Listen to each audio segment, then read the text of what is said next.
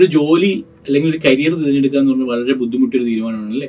നമ്മളൊരു കരിയർ തിരഞ്ഞെടുക്കുന്നതിന് മുമ്പ് ഒരുപാട് കാരണങ്ങൾ ചിന്തിക്കാറുണ്ട്. ലൈക്ക് ആ ജോലിയുടെ സ്കോപ്പ്, സ്റ്റെബിലിറ്റി, അത് നമ്മുടെ ഭാവിയുടെ ലൈഫ് സ്റ്റൈലിനെ സപ്പോർട്ട് ചെയ്യുന്നുണ്ടോ, നമ്മളുടെ ഇഷ്ടങ്ങൾ എന്നിങ്ങനെ ഒട്ടനവധി ഫാക്ടേഴ്സ് നമ്മൾ കൺസിഡർ ചെയ്യണം. ഇത്തരത്തിലുള്ള ഫാക്ടേഴ്സ് കൺസിഡർ ചെയ്യുമ്പോൾ ഞാൻ ടെക് ജോബ് ചെയ്തിട്ടുള്ളത് കൊണ്ടാണോ എന്ന് എനിക്ക് അറിയത്തില്ല. എനിക്ക് ഏറ്റവും മനസ്സിൽ വരുന്നത് നല്ല കരിയർ ഗ്രോത്ത് വരുന്ന സ്റ്റെബിലിറ്റി ഉള്ള മേഖലയായിട്ട് ഇന്നും തോന്നുന്നത് ടെക്നോളജി മേഖല തന്നെയാണ്. ഇത്തരം ടെക് ജോബിൽ AI ഉണ്ട്, സോഫ്റ്റ്വെയർ ടെസ്റ്റിംഗ് ഉണ്ട്, ഫുൾ സ്റ്റാക്ക് ഡെവലപ്മെന്റ് ഉണ്ട്, ഡേറ്റാ സയൻസ് ഉണ്ട്, ഡേറ്റ അനലിറ്റിക്സ് ഉണ്ട്. എന്നാൽ ഏറ്റവും എളുപ്പത്തിൽ പഠിച്ചെടുക്കാൻ പറ്റുന്നതും +2 കഴിഞ്ഞവർക്ക് പോലും അനന്തമായ സാധ്യത നൽകുന്ന ഒരു ടെക് കരിയറാണ് ഡിജിറ്റൽ മാർക്കറ്റിംഗ് എന്ന് പറയുന്നത്. ഇന്നത്തെ വീഡിയോയിൽ നമ്മൾ ഡിജിറ്റൽ മാർക്കറ്റിങ്ങിനെ കുറിച്ചാണ് നോക്കാൻ വേണ്ടി പോകുന്നത്. എന്താണ് ഡിജിറ്റൽ മാർക്കറ്റിംഗ്, ഡിജിറ്റൽ മാർക്കറ്റിംഗ് എങ്ങനെ പഠിക്കണം, ഇത്തരത്തിലുള്ള ഡിജിറ്റൽ മാർക്കറ്റിംഗ് ഉണ്ട്, ഡിജിറ്റൽ മാർക്കറ്റർ ആവാൻ എന്തൊക്കെ ചെയ്യണം, ഡിജിറ്റൽ മാർക്കറ്റിംഗ് എന്ന കരിയറിൽ ഡിമാൻഡ് ഉണ്ടോ എന്നുള്ള കാര്യങ്ങളാണ് മനസ്സിലാക്കാൻ വേണ്ടി പോകുന്നത്.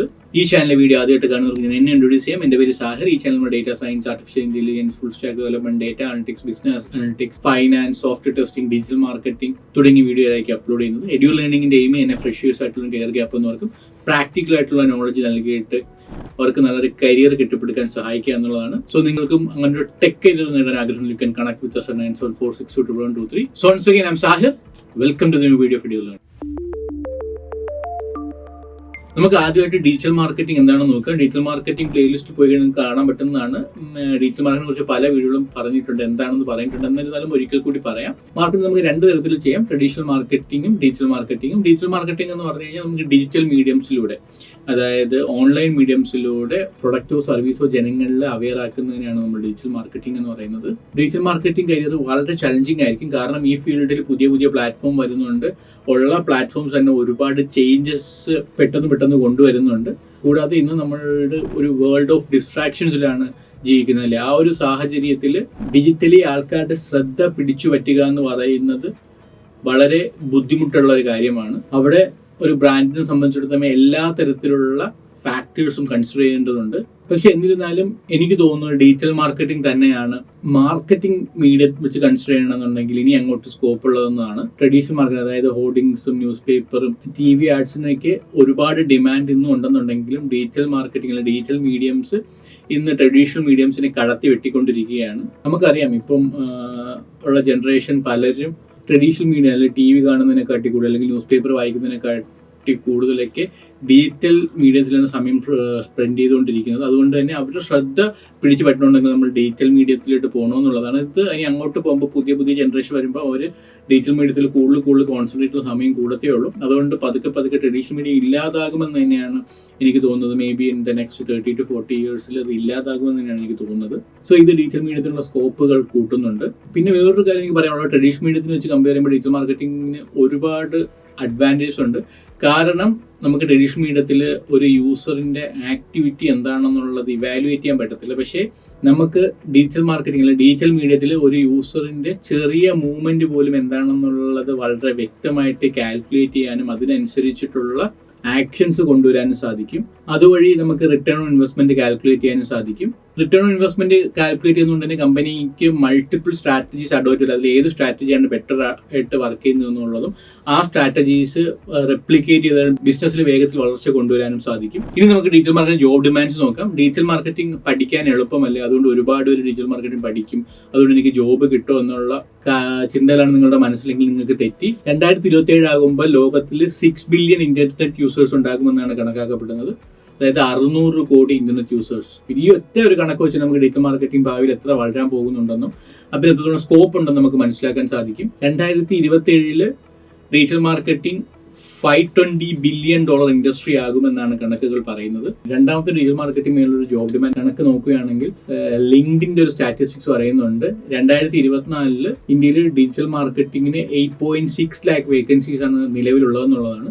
എന്നാൽ കറന്റ്ലി 2.3 lakh പ്രൊഫഷണൽസ് മാത്രമേ ഡിജിറ്റൽ മാർക്കറ്റിംഗിൽ ഇന്ത്യയിൽ ഒട്ടുക്കുള്ളൂ എന്നുള്ളതാണ് ഈ കണക്ക് പറയുന്നത്. അതുകൊണ്ട് തന്നെ നമുക്കൊരു ഡിമാൻഡും സപ്ലൈയും തമ്മിലുള്ള വ്യത്യാസം എത്രത്തോളം ഉണ്ടെന്നുള്ളത് മനസ്സിലാക്കാൻ പറ്റും. ഇനി നമുക്ക് ഡിജിറ്റൽ മാർക്കറ്റിംഗ് ജോബ് റോളിൽ എങ്ങനെ എത്തിപ്പെടാം എന്നുള്ളതിനെ കുറിച്ച് മനസ്സിലാക്കാം. ഡിജിറ്റൽ മാർക്കറ്റിംഗ് മേഖല തന്നെ നമുക്ക് ഒരുപാട് എക്സ്പെർട്ടീസ് വേണ്ട ഡിഫറെൻറ്റ് സ്കിൽ സെറ്റ് വേണ്ട മേഖലകളുണ്ട്. ഞാൻ അതിനെക്കുറിച്ച് ഓരോന്നിനെക്കുറിച്ച് പറയാം. നിങ്ങൾ ഇതിൽ ഏതെങ്കിലും ഒന്നിൽ നിങ്ങൾ എക്സ്പെർട്ട് ആയാൽ മാത്രം മതിയാവും. First one, email marketing. Email അയക്കുന്നത് ഇത്ര വലിയ ജോലിയാണോ നിങ്ങളിപ്പം ഇമെയിൽ മാർക്കറ്റിംഗ് കേട്ടപ്പോൾ ചിന്തിച്ചിട്ടുണ്ടാവും. ഇമെയിൽ അയക്കുന്നതല്ല, ഇമെയിൽ ആർക്ക് എങ്ങനെ അയക്കുന്നതിലുള്ളതാണ് കാര്യം. മാർക്കറ്റിംഗ് ഇമെയിൽസ് നമ്മുടെ പ്രോസ്പെക്ട്സ് അല്ലെങ്കിൽ നമ്മുടെ കസ്റ്റമേഴ്സിന് അയക്കുന്നതിനാണ് നമ്മൾ ഇമെയിൽ മാർക്കറ്റിംഗ് എന്ന് പറയുന്നത്. ലോകത്തിൽ ഏറ്റവും കൂടുതൽ റിട്ടേൺ ഓൺ ഇൻവെസ്റ്റ്മെന്റ് വരുന്നത് ഇമെയിൽ മാർക്കറ്റിംഗ് ആണെന്ന് പറയാറുണ്ട്.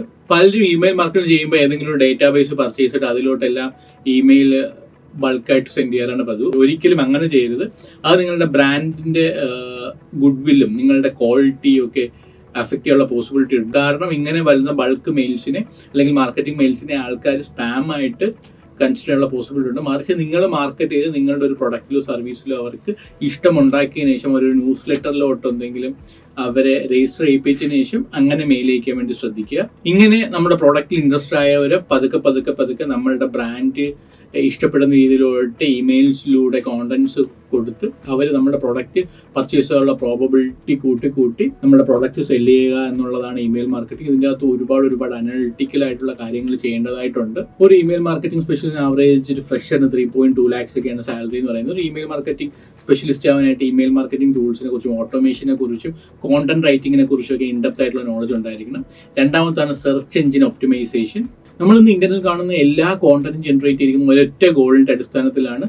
നമ്മൾ ജനറേറ്റ് ചെയ്യുന്ന കോണ്ടന്റ് ആൾക്കാർക്ക് ഡിസ്കവർ ആവുന്ന തരത്തിലാക്കുക എന്നുള്ളത്. അല്ലെങ്കിൽ നമ്മളിടുന്ന കോണ്ടന്റ് നമ്മളുടെ പ്രോഡക്റ്റ് വാങ്ങാൻ ആഗ്രഹിക്കുന്ന വ്യക്തികൾ കാണുകയും അവർ നമ്മുടെ പ്രോഡക്റ്റ് വാങ്ങുകയും ചെയ്യുക എന്നുള്ള ഒറ്റ ഉദ്ദേശത്തിലാണ് നമ്മൾ എല്ലാ കോണ്ടന്റും ഇന്റർനെറ്റിൽ പുഷ് ചെയ്യുന്നത്. SEO സ്പെഷ്യലിസ്റ്റുകൾക്ക് വളരെ നല്ലൊരു കരിയർ സ്കോപ്പാണ് കണ്ടുവരുന്നത്. എഡ്യൂറിൽ ഇപ്പം ഡിജിറ്റൽ മാർക്കറ്റിംഗ് പഠിക്കുന്നവരാണെന്നുണ്ടെങ്കിൽ പഠിച്ചു കഴിയുന്ന മുമ്പേ അവരെ പല കമ്പനീസും ഇപ്പം SEOക്ക് വേണ്ടിയിട്ടും ഇമെയിൽ മാർക്കറ്റിങ്ങിനൊക്കെ വേണ്ടിയിട്ട് ഏകദേശം 80% ആകുമ്പോൾ അവരെ ഹയർ ചെയ്തുകൊണ്ട് പോകുന്നതാണ് കണ്ടുവരുന്നത്. സോ അത് മാർക്കറ്റിലുള്ള ഡിമാൻഡ് എത്രത്തോളം ഉണ്ടെന്ന് നമുക്ക് മനസ്സിലാക്കി തരുന്നു.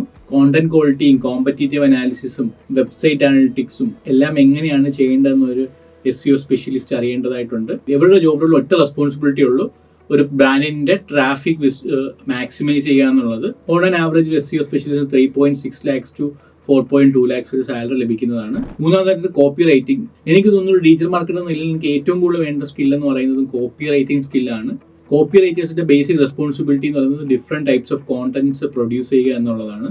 Including tag line, product description, ad scripts, video scripts, blog post, video post. ഒരു കോപ്പി റൈറ്ററിന്റെ ബേസിക് സ്കിൽ എന്ന് പറയുന്നത് different types of contents generate ചെയ്യുക എന്നുള്ളതാണ്. Like blog post, video post, ad script, tag lines, product description, email contents. Copy റൈറ്റേഴ്സിന് writing skills മാത്രം പോലെ മറിച്ച് ക്രിയേറ്റിവിറ്റി കൂടി വേണം. എങ്കിൽ മാത്രമേ ഡിസ്ട്രാക്ഷൻസ് ഉള്ള ഈ ലോകത്ത് അവ ജനങ്ങളുടെ അല്ലെങ്കിൽ അവരുടെ പ്രോസ്പെക്റ്റിന്റെ അല്ലെങ്കിൽ കസ്റ്റമറുടെ അറ്റൻഷൻ സീക്കാൻ സാധിക്കത്തുള്ളൂ.